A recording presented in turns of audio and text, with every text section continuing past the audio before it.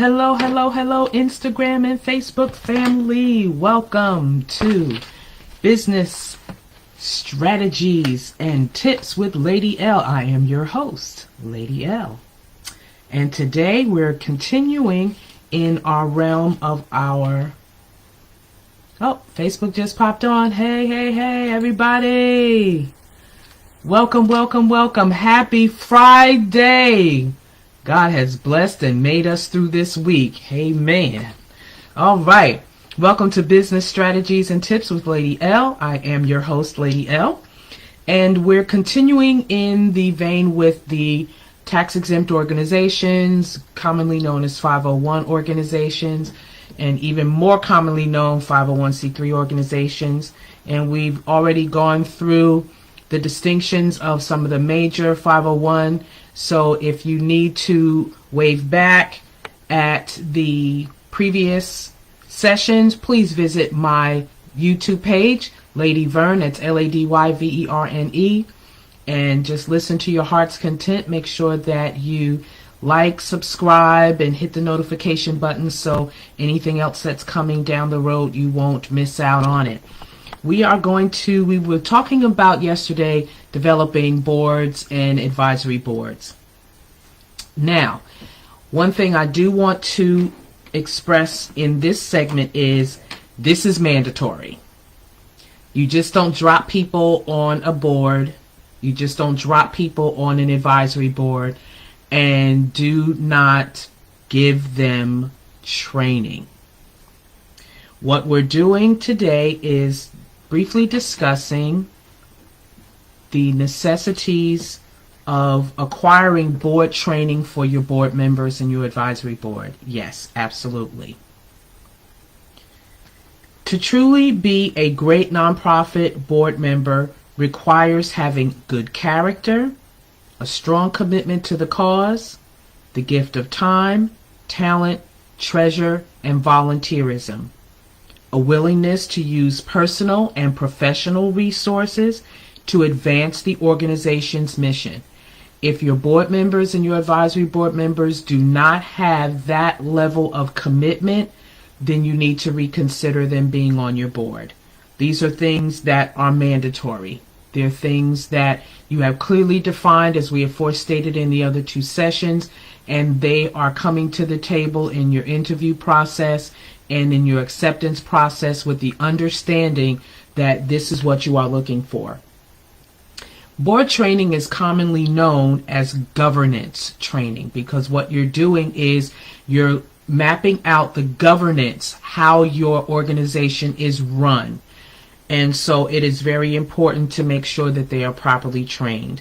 Governance training provides a solid foundation on the roles and responsibilities of individual board members and their collective boards. Knowing the difference between operational and governance decisions is critical. It's the central relationship between the executive director, the CEO that has been elected to these positions, and the board chairman is crucial to the success of the organization. In other words, there's a difference between the governing part of the organization and the day-to-day operations.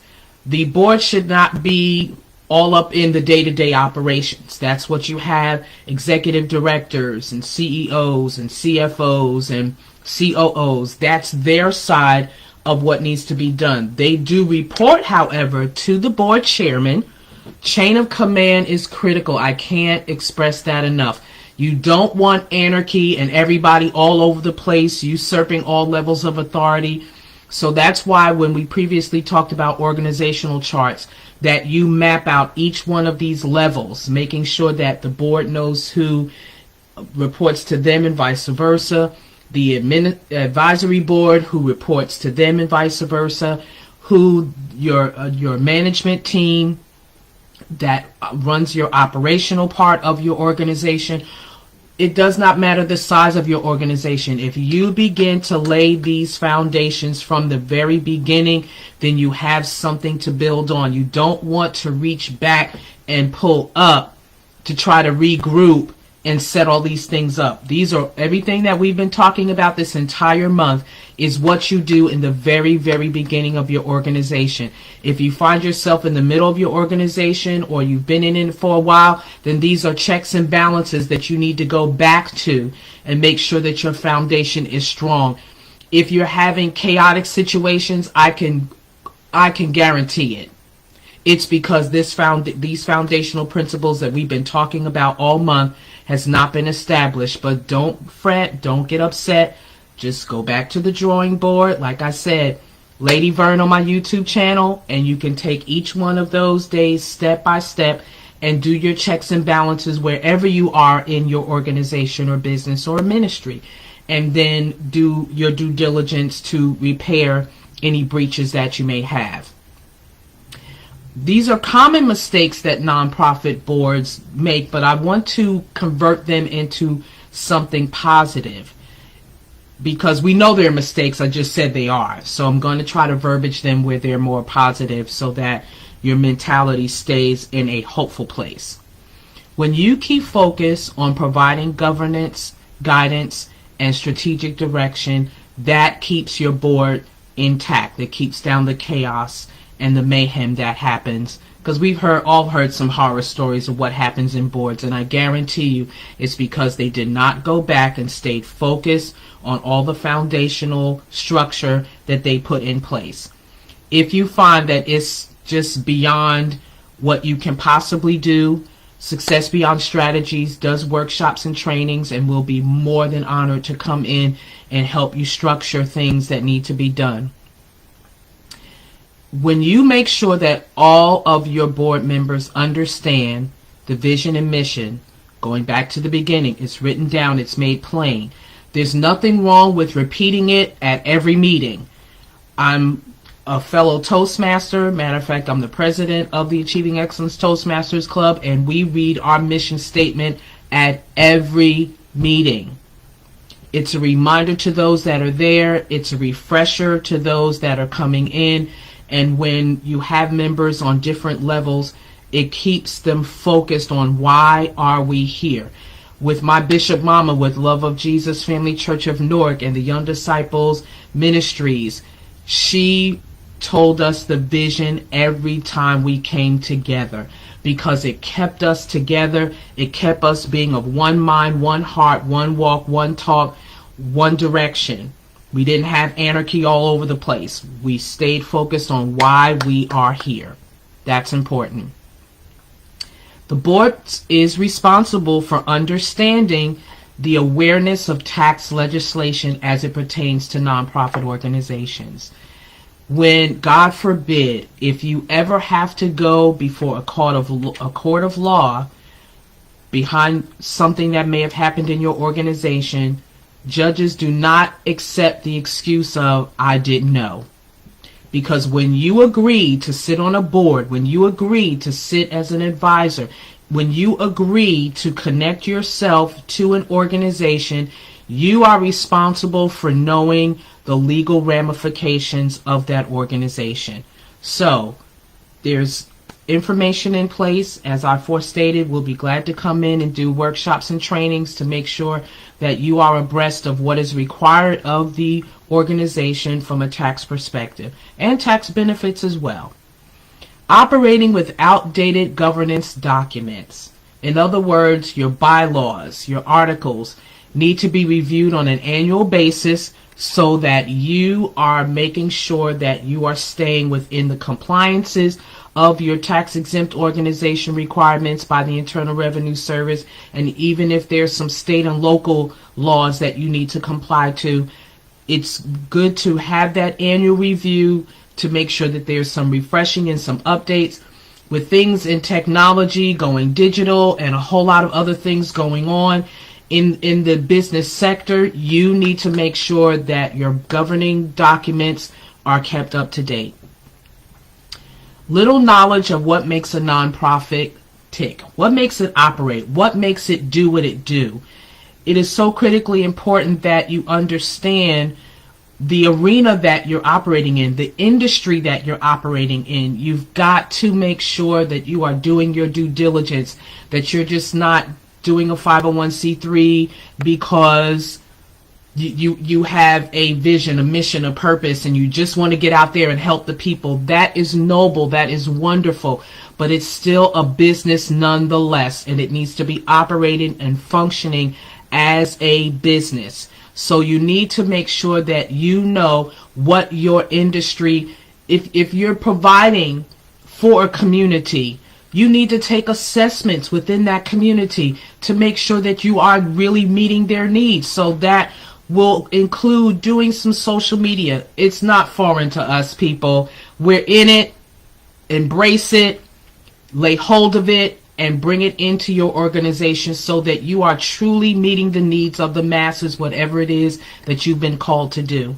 That is so important, because you don't want people to say, well, I never heard of that organization. How long they been around? And you've been around for 10, 20 years and people don't know you in your community. That's a problem. You're not in compliance to your nonprofit status according to the IRS and the state that you're in. So we can help you fix that. Loss of objectivity and accountability. I can't begin to tell you how critical that is. You are accountable to the community you serve. You are legally responsible for the operation of the organization, but the organization, your accountability partners, is the community you serve. So you need to make sure that you are staying within the objectives of the ministry, that you're making sure that you're meeting those objectives, that you're getting feedback from the people that you are serving, that you are being effective in that community. You want people to know your organization's name. If you're having challenges with funding, that's probably why. People don't know what you're doing. They don't know who you're serving. You have to make these things very clear to the communities that you serve. Breaking confidentiality. That's why every board member has to sign a non-disclosure agreement.